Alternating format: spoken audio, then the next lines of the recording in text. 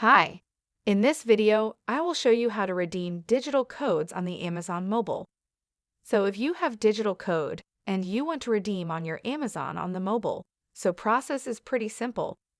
So first of all, you have to open your Amazon shopping application, and after that you have to log in to your account. Once you will look into your account, you will see a screen like this on the laptop. You will see 3 lines.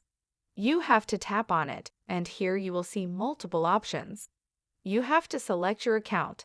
Tap on it. Once you will tap on it, different options will appear here. Now you have to scroll up and you have to look for the payment section. And in the payment section, you will see Manage Gift Card Balance. You have to tap on it. Once you build upon it, you will see multiple options here. Right now, my gift card balance is 0. So if you want to redeem card, simply you have to click on the Redeem and Other Gift Card.